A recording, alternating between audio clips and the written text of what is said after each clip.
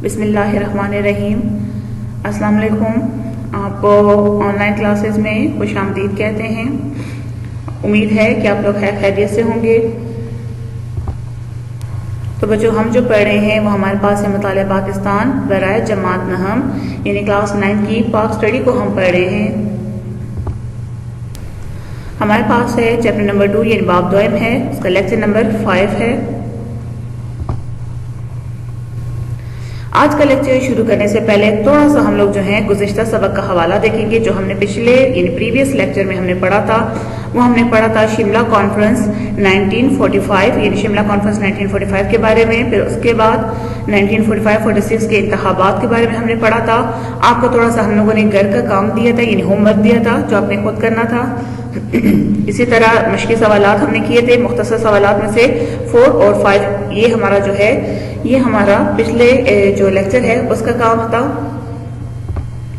अब जो करेंगे जो हम इस लेक्चर में वो हम करेंगे बाब नंबर 2 के मश्की सवालात, और खास तौर पर हमारे पास तफसीली सवालात हमने आज करने हैं। सवाल नंबर 1 और 2 यानी लॉन्ग क्वेश्चंस हम लोग आज करेंगे।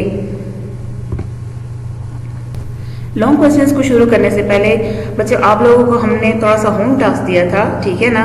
तो ये उसके जो है वो सही आंसर्स हैं, ठीक है। आप अपना जो होमवर्क है इनके साथ टैली कर लें, इन आंसर्स के साथ, ठीक है। तो ये इनके करेक्ट आंसर्स हैं। तो चलते हैं अपना तफसीली सवाल जो है बाब दोयम का, वो हमारे पास है पेज नंबर 27 से लेकर 29 तक जो आपके नोट्स हैं। उसमें से सवाल नंबर 1 है, करारदाद लाहौर के बारे में आप क्या जानते हैं? तहरीक पाकिस्तान में इसकी अहमियत क्या है? इसका जवाब है मुस्लिम लीग का सालाना इजलास, ये हेडिंग है। ऑल इंडिया मुस्लिम लीग का सालाना इजलास लाहौर में मुनक्किद हुआ। 22 से 24 मार्च 1940 के इस इजलास में हिंदुस्तान के तमाम मुस्लिम सूबों से हजारों मुसलमानों, सियासी कारकुनों, मुस्लिम रहनुमाओं ने शिरकत की। करारदाद लाहौर 23 मार्च को बंगाल के मौलवी फजल हक ने करारदाद लाहौर पेश की। करारदाद लाहौर की तायीद, इस करारदाद की तायीद यूपी से चौधरी खलीकुज़्ज़मान, सैयद ज़ाकिर अली, बेगम मौलाना मोहम्मद अली, मौलाना अब्दुल हामिद, बिहार से जनाब मोहम्मद इस्माइल खान, मुंबई से आई चंद्रीगढ़, सिंध से जनाब अब्दुल्ला हारून, बलोचिस्तान से काजी मोहम्मद ईसा, सूबा खैबर पख्तूनख्वा से सरदार औरंगजेब खान और पंजाब से मौलाना जफर अली खान और डॉक्टर मोहम्मद आलम ने की। इस करारदाद के मुतालबात, इस करारदाद की में मुसलमानों के मुतालबात को अल्फाज में पेश किया गया कि इस मुल्क में कोई ऐसा आईनी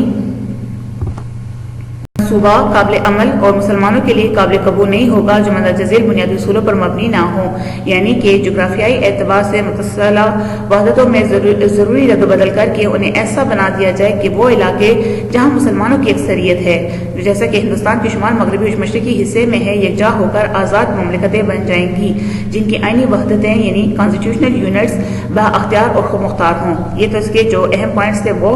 फिर उसके बाद करारदाद लाहौर से करारदाद पाकिस्तान। करारदाद लाहौर पास होने पर बाज़ लोगों ने इसकी मुखालफत शुरू की और इस स्कीम को नाकाबिल अमल करार दिया। हिंदू अखबारात ने इस करारदाद को करारदाद पाकिस्तान का नाम दिया। कायद-ए-आज़म और मुस्लिम लीग ने इसी नाम को इख्तियार किया। 1946 में दिल्ली में मुनक्किद होने वाले मुस्लिम मुंतखब शुदा नुमाइंदों ने हिंदुस्तान के मुसलमान अक्सरती इलाकों पर मुश्तमिल पाकिस्तान के नाम से एक आज़ाद खुद मुख्तार वतन का मुतालबा किया। करारदाद लाहौर की तहरीक पाकिस्तान में अहमियत।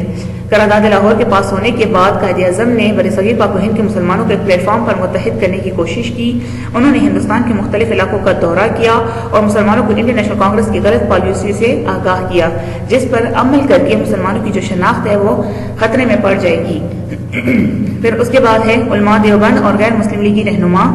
कायद-ए-आज़म ने करारदाद लाहौर के पास होने के बाद गैर मुस्लिम लीगी मुसलमान रहनुमाओं की हिमायत हासिल करने की भरपूर कोशिश की, जिसके नतीजे में उलमा देवबंद के एक अहम ग्रुप ने मौलाना शबीर अहमद उस्मानी की सरकर्दगी में कायद-ए-आज़म और मुस्लिम लीग का साथ दिया। कायद-ए-आज़म की सियासी बसीरत से बंगाल और पंजाब के बाद गैर मुस्लिम लीगी रहनुमा भी मुस्लिम लीग का साथ देने पर मजबूर हो गए।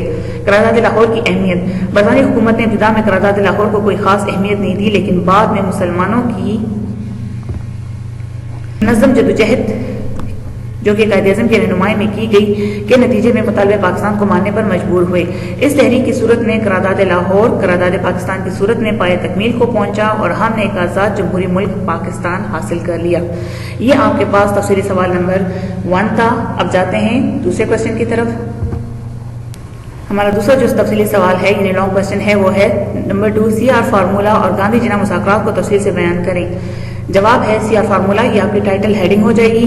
हिंदुओं और कांग्रेस ने हमेशा मुसलमानों के खिलाफ साजिशों का जाल बिछाया, मगर अंग्रेज हिंदुओं की इन साजिशों को जान चुके थे। और दूसरी तरफ हिंदुओं ने भी मुस्लिम लीग के प्लेटफॉर्म से अंग्रेजों पर वाज़ेह कर दिया कि मुसलमानों के 8 करोड़ मुसलमानों के जो हिंदुस्तान के जो 8 करोड़ मुसलमानों के जज्बात और एहसासात हैं उनको नजरअंदाज नहीं किया जा सकता। चक्रवर्ती राजगोपाल आचार्य, ऐसे हालात में जब मुस्लिम लीग और कांग्रेस के रास्ते अलग अलग थे, मद्रास से कांग्रेस के एक रहनुमा चक्रवर्ती राजगोपाल आचार्य ने दोनों जमातों को करीब लाने की कोशिश की, क्योंकि वो ये जान चुका था कि कांग्रेस हुकूमत बरतानिया से कोई मुआहदा उस वक्त तक नहीं कर सकती जब तक कि मुस्लिम लीग का तावन हासिल ना हो। राजगोपाल आचार्य की करारदाद, राजगोपाल आचार्य ने मद्रास असेंबली में करारदाद पेश की और इसमें कांग्रेस से मुतालबा किया गया कि वो मुनासिब रद्दबदल के साथ पाकिस्तान के मुतालबे को मंजूर करे और मुस्लिम लीग के साथ कजी हुकूमत के बारे में गुफ्त शनीद करे।